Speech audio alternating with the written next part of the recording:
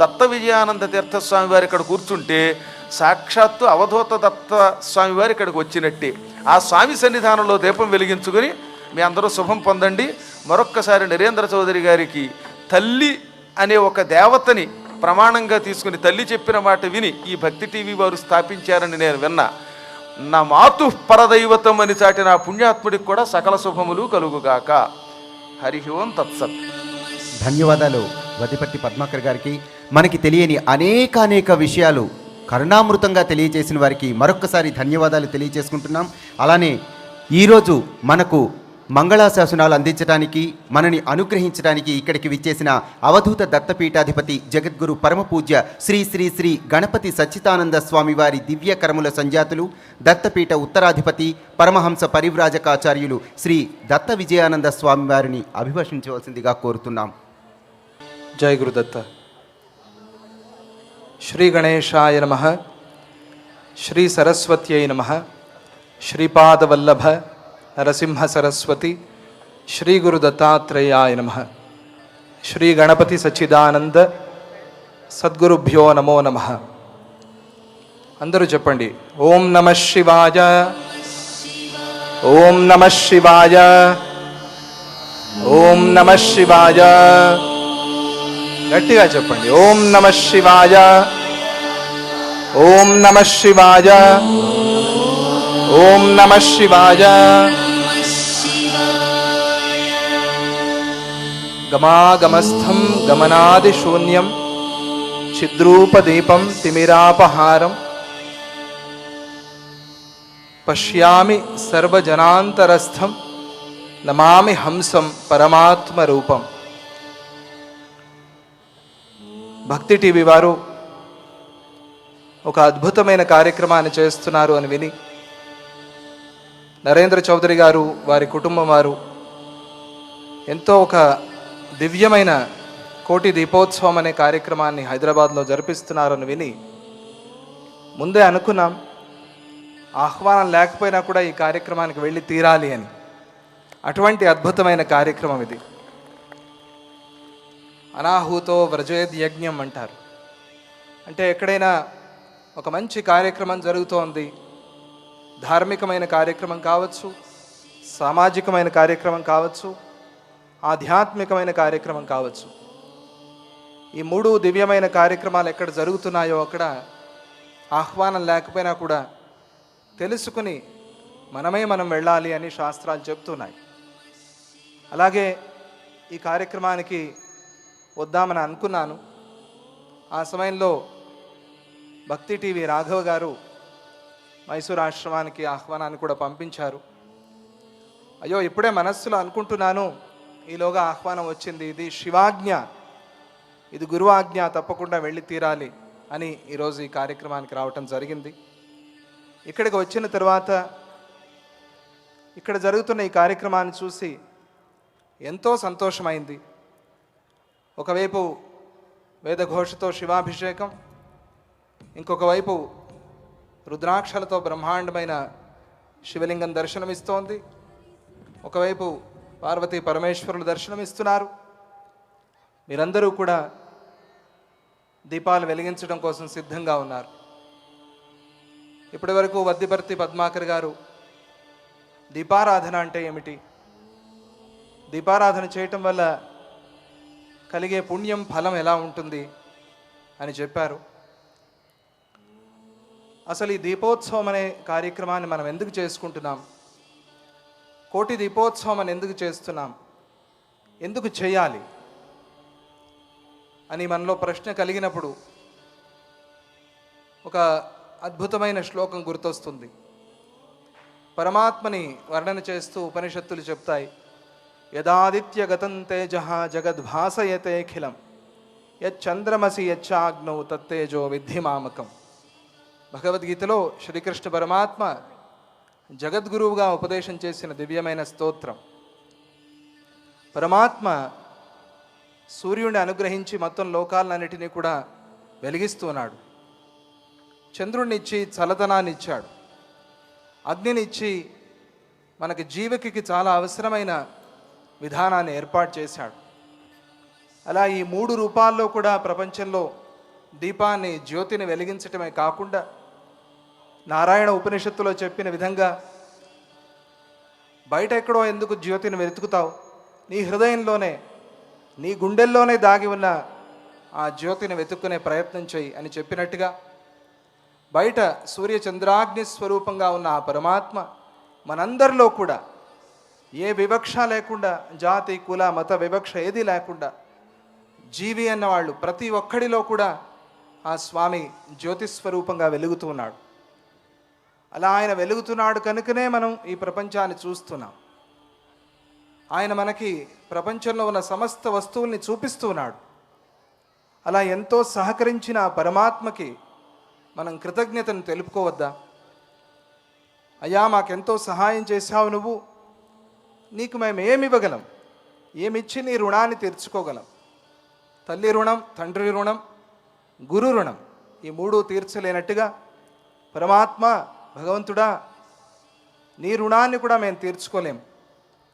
కానీ మా ప్రయత్నం మేము చేయాలి కాబట్టి ఒక దీపాన్ని వెలిగించి ఈ దీపోత్సవం ద్వారా, ఈ దీపారాధన ద్వారా నీ రుణాన్ని తీర్చుకునే ప్రయత్నం చేస్తున్నాం. మమ్మల్ని కృతకృత్యులు చేయి, మమ్మల్ని కృతజ్ఞులు కాకుండా చేసి కృతజ్ఞత కలవారిగా మమ్మల్ని కాపాడు. ఇదే సనాతనమైన ధర్మం. ఎవరు సహాయం చేసిన వారిని మరిచిపోకుండా, అన్నం పెట్టిన వారిని మరిచిపోకుండా, చదువు చెప్పిన వారిని, జన్మనిచ్చిన వారిని, ఉద్యోగం ఇచ్చిన వారిని మరిచిపోకుండా గుర్తు చేసుకుంటూ ఉన్నారు, పరమాత్మని నిరంతరంగా స్మరణ చేస్తున్నారు, వారందరూ కూడా కృతకృత్యులవుతారు అని శాస్త్రాలు వేదాలు అన్నీ కూడా చెప్తున్నాయి. కాబట్టి ఆ పరమాత్మ యొక్క రుణాన్ని తీర్చుకునే ప్రయత్నమే ఈ కోటి దీపోత్సవం. అందరం కూడా భాగ్యవంతులం ఈ కార్యక్రమంలో పాల్గొనటం, ఇక్కడ దీపోత్సవాన్ని చేయటం. ఒక్క దీపారాధన చేస్తేనే ఎంతో పుణ్యం వస్తుంది అని చెప్తారు. అటువంటిది కోటి దీపోత్సవం, కోటి దీపాలని వెలిగించి ఈ కార్తీక మాసంలో, కృతికా నక్షత్రం ప్రధానంగా ఉన్న ఈ మాసంలో మనందరిలో కూడా ఒక పరంజ్యోతిని వెలిగించాలి అని ఆ పరమాత్మని ప్రార్థన చేస్తున్న దివ్యమైన కార్యక్రమం ఇది. ఈ కార్యక్రమంలో పాలు పంచుకోవాలంటే ఎన్నో జన్మల పుణ్యం కావాలి. లక్షల మంది, కోట్ల మంది ఉన్నారు, కానీ ఇక్కడ వచ్చిన వారు వచ్చి దీపోత్సవం చేస్తున్నారు అంటే అందరి భాగ్యం అది, అదృష్టం అది. ఆ పరమాత్మ సంకల్పం అలా ఉంది కాబట్టి ఈరోజు మనమందరం కూడా ఇక్కడ చేరాం, దీపోత్సవాన్ని చేస్తున్నాం. పూజ్యశ్రీ స్వామిజీ వారు దీపాన్ని గురించి మాట్లాడుతూ జాతి లేక, జాతి అనే జంజాటం లేక పరంజ్యోతిగా ఉంటూ మనందరికీ కూడా పరమాత్మన జ్యోతిని చూపించేటువంటి దీపమే ఆ దీపోత్సవం, దీపారాధన అని చెప్పారు. అటువంటి దీపారాధన, జ్యోతి ప్రజ్వలన కార్యక్రమాన్ని ఈరోజు ఇక్కడ జరిపిస్తున్న భక్తి టీవీ వారు, ఎన్టీవీ వారు అందరికీ కూడా ఆ పరమాత్మ యొక్క సంపూర్ణమైన ఆశీస్సులు ఉండాలి అని ప్రార్థన చేస్తూ, రామాయణంలో శ్రీరామచంద్రుడు అయోధ్యను విడిచి వనవాసానికి వెళ్ళవలసి వచ్చిన సందర్భంలో ఆయన సీతామాతతో ఒక మాట అంటాడు. సీత, మనం అరణ్యానికి వెళ్తున్నాం, అరణ్యానికి వెళ్తున్న వాళ్ళం మనకు ఆభరణాలు ఎందుకు, వైభవం ఎందుకు, మనది అనే వస్తువునంతా కూడా దానం చేసేసాయి అని తానే స్వయంగా దగ్గర ఉండి దానం చేయించి అక్కడ ఉన్న పరిచారకులతో ఒక మాట అంటాడు. మేము అరణ్యవాసాన్ని పూర్తి చేసుకుని తిరిగి వచ్చేంత వరకు నా ఇంటిని రక్షణ చేస్తూ ఉండండి, కాపలా కాస్తూ ఉండండి. రక్షణ చేయటం అంటే శుచిగా ఉంచండి, ఈ ఇంటిలో ప్రతినిత్యము దీపారాధన జరిగేలాగా చూడండి అని శ్రీరాముడు అంటాడు. ఎందుకని అంటే ఏ ఇంటిలో అయితే 12 సంవత్సరాలు ఒక్కరోజు కూడా దీపారాధన లేకుండా 12 సంవత్సరాలు చీకటిగా ఉంటుందో ఆ ఇల్లు వాసయోగ్యమైంది కాదు, ఆ ఇంటిలో నివసించకూడదు అని కూడా శాస్త్రాలు చెప్తాయి. అలా కాకుండా ఉండాలి అని శ్రీరామచంద్రుడు నేను వచ్చేంత వరకు అలంకారాలు చేయకపోయినా పర్వాలేదు, పెయింటింగ్ వేయించకపోయినా పర్వాలేదు, ఏమైనా పర్వాలేదు, కానీ దీపారాధనని మాత్రం మానవద్దు అని చెప్తాడు శ్రీరామచంద్రుడు. మనకందరికీ కూడా ప్రతీకగా ఉన్న ధర్మాల్లో ఎలా నడవాలి, ధర్మాన్ని ఎలా ఆచరణ చేయాలి అని చెప్పిన శ్రీరామచంద్రుడు చెప్పిన మాట, దీపానికి ఎంత విలువ ఉంది, దీపారాధన యొక్క ప్రభావం ఎలా ఉంది అని చెప్పిన శ్రీరామచంద్రుడు ఆ మాటను గుర్తు చేసుకుంటూ ఈరోజు మనం దీపోత్సవాన్ని జరుపుకుందాం. ఒక సందర్భంలో ఒక సద్గురువు ఒక చెట్టు కింద కూర్చుని ధ్యానం చేస్తూ ఉంటారు. అక్కడికి ఒక శిష్యుడు వచ్చి కూర్చుని ఆయన్నే తదేకంగా చూస్తూ ఉంటాడు. కాసేపటికి గురువుగారు ధ్యానం నుంచి వచ్చి కళ్ళు తెరిచి చూసి, ఏం నాయనా ఇలా కూర్చున్నావు? రోజు సంతోషంగా ఉండేవాడివి, ఈరోజు చాలా దీనంగా ఉన్నావే, కారణం ఏమిటి అంటారు. అన్నప్పుడు ఆ శిష్యుడు ఏ దాపరికం లేకుండా, అబద్ధం చెప్పకుండా, గురువుగారు మీరు అందరి కోరికలు తీరుస్తున్నారు, అందరికీ అడిగినవే కాకుండా అడగనివి కూడా ఇస్తున్నారు, కాకపోతే నా కోరిక మాత్రం తీరలేదే అన్నాడు. ఏమిటి నాయన నీ కోరిక అంటే, నేను ఎప్పటి నుంచో ఈ వస్త్రాలే కట్టుకున్నాను, చిరిగిపోయాయి ఇవి, మంచి వస్త్రాలు కట్టుకోవాలని నాకు కోరికగా ఉంది, ఆ కోరిక తీరటం లేదు అన్నాడు. అప్పుడు సద్గురు అన్నారు, ఈ మాట నాకు ముందే చెప్పకూడదా, ఎప్పుడో ఇప్పించేవాడిని కదా, పద అయితే మార్కెట్కి వెళదాం. తీసుకువెళ్ళాడు. తన భక్తులదే ఒక బట్టల షాప్ ఉంది, అక్కడికి తీసుకెళ్ళి, నాయనా నీకేం కావాలో తీసుకో. ఆయనకి చెప్పాడు అక్కడ ఆ యజమానికి, ఇతనికి ఏం కావాలో ఆ వస్త్రాలు ఇవ్వు అన్నప్పుడు ఆయన, ఈ అంగడంతా మీదే, మీ ఇష్టం ఏదైనా తీసుకోండి. శిష్యుడు ఉత్తమమైన శిష్యుడు, అన్నీ తీసుకోలేదు, తనకు కావాల్సిన 2 వస్త్రాలు మాత్రం తీసుకున్నాడు. తీసుకుని, గురువుగారు నాకు చాలా సంతోషమైంది అన్నారు. ఇద్దరు ఆశ్రమానికి తిరిగి వచ్చారు. శిష్యుడేమో సంతోషంగా కొత్త బట్టలు కట్టుకున్నాడు. గురువుగారికి మాత్రం ఇంకా ఆలోచన, మనస్సులో ఏదో తృప్తి లేదు వారికి. నేరుగా ఆ శిష్యుడు ఉండే గదికి వెళ్ళారు. వెళ్ళి, నాయనా శిష్య, కొత్త వస్త్రాలు కట్టుకున్నావు, సంతోషంగా ఉన్నావా? సంతోషంగా ఉన్నాను గురువుగారు, మీ ఆశీర్వాదం.